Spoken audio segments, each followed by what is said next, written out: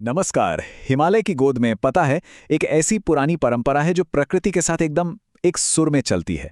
आज हम उसी गहरी और पवित्र परंपरा किरात मुंदुम की दुनिया में उतरने वाले हैं। तो चलिए इसे समझने की कोशिश करते हैं। देखिए, एक कहावत है, पेड़ वही फलते फूलते हैं जिनकी जड़ें गहरी होती हैं। और सच पूछिए तो ये कहावत किरात मुंदुम का पूरा सार बता देती है। ये एक ऐसी आस्था है जो अपनी जड़ों से मतलब प्रकृति से बहुत गहराई से जुड़ी हुई है, और यही हमें सिखाती है कि असली ताकत वो प्रामाणिकता और धरती से जुड़ाव में ही है। तो आखिर ये किरात मुंदुम है क्या? चलिए इसे तोड़कर समझते हैं। किरात, इसका मतलब है हिमालय के मूल निवासी, और मुंदुम, मुंदुम का मतलब है वो महान ज्ञान जो हजारों सालों से लिखा नहीं गया बल्कि बस बोलकर एक पीढ़ी से दूसरी पीढ़ी तक पहुंचाया गया है। इसीलिए इसे किरातवेद भी कहते हैं। अच्छा, तो अब सवाल ये उठता है कि इस विश्वास को मानता कौन है? ये कोई एक कम्युनिटी की बात नहीं है। ये तो हिमालय में बसे कई स्वदेशी समुदायों की एक सामूहिक विरासत है। इसमें मुख्य रूप से आते हैं राई, लिंबू, सुनवार और यक्खा समुदाय के लोग। और ये लोग रहते कहाँ हैं? ये हमें मिलेंगे नेपाल के पहाड़ी इलाकों में और भारत में सिक्किम और दार्जिलिंग जैसी जगहों पर। अब आते हैं उस बात पर जो इस परंपरा को कई दूसरे धर्मों से बिल्कुल अलग बनाती है, और वो है इसकी कोर फिलॉसफी, इसका मूल दर्शन। चलिए देखते हैं कि आखिर ये है क्या। तो किरात मुंदुम जिस चीज पर आधारित है उसे कहते हैं जीववाद या एनिमिज्म। अब ये सुनने में थोड़ा भारी शब्द लग सकता है, पर इसका मतलब बहुत सीधा सा है। इसका मतलब है कि ईश्वर या दिव्यता किसी मूर्ति या मंदिर तक सीमित नहीं है, बल्कि वो तो प्रकृति के हर कण में है। नदी, जंगल, पहाड़, हवा, सब कुछ जिंदा है। सबकी अपनी एक आत्मा है, एक चेतना है। और ये फिलॉसफी सिर्फ किताबों की बात नहीं है, ये उनके जीने का तरीका है। ये जो कहावत है ना, जिस थाली में खाना उसी में छेद नहीं करना, ये असल में उनके जीवन का मूल मंत्र है। लॉजिक सिंपल है, प्रकृति ही तो जीवन देती है, तो उसे नष्ट क्यों करना? उसकी तो पूजा करनी चाहिए। ये प्रकृति के लिए एक बहुत गहरा और प्रैक्टिकल सम्मान है। अच्छा, तो इस दर्शन को एक कहानी का रूप भी दिया गया है। चलिए अब उस कहानी की तरफ बढ़ते हैं जो इसकी माइथोलॉजी, इसकी पौराणिक कथाओं के बिल्कुल सेंटर में है। इस कहानी के जो मेन कैरेक्टर्स हैं वो हैं पारोहंग यानी आकाश देवता, और सुन्नेमा यानी धरती माता। सोचकर देखिए, पारोहंग आकाश की तरह विशाल हैं, अनंत हैं, वहीं सुन्नेमा वो धरती की तरह पोषण देती हैं।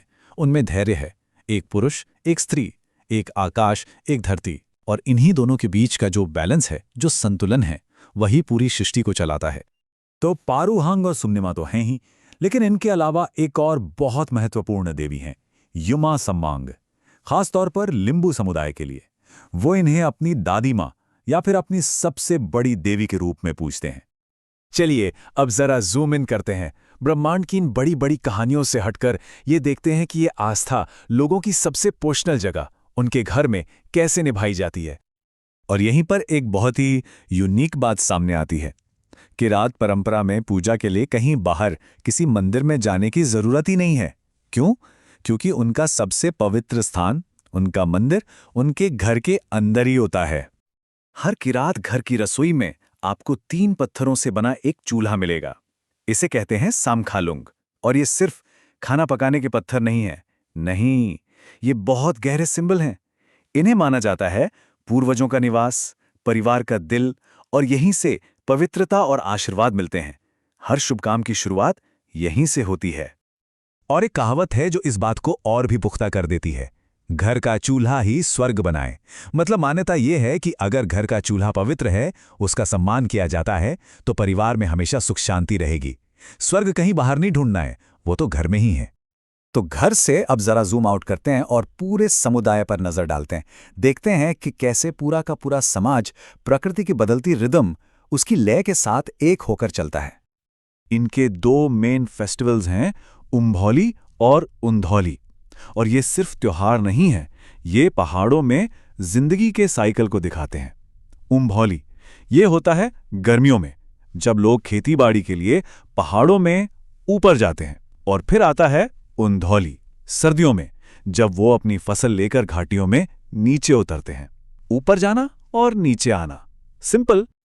और इन दोनों ही त्योहारों के दौरान एक खास पारंपरिक डांस होता है जिसे साकेला कहते हैं।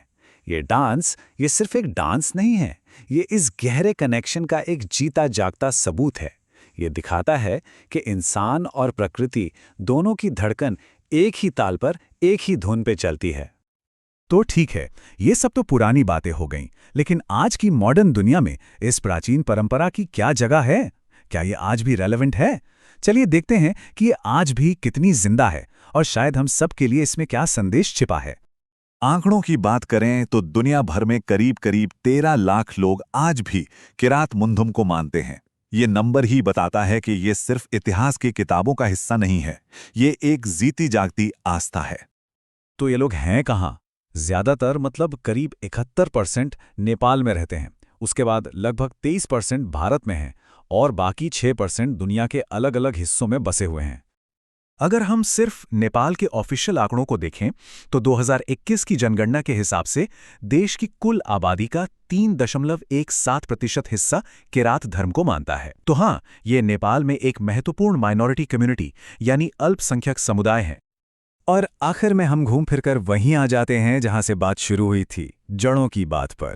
यह कहावत अपनी मिट्टी को कभी नहीं भूलना चाहिए, बस यही तो याद दिलाती है कि हमारी जड़ें ही हमारी पहचान है।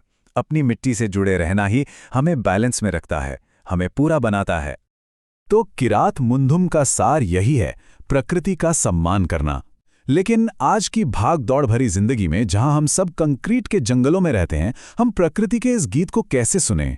ये एक बहुत जरूरी सवाल है, एक ऐसा सवाल जिस पर शायद हम सबको थोड़ा सोचना चाहिए।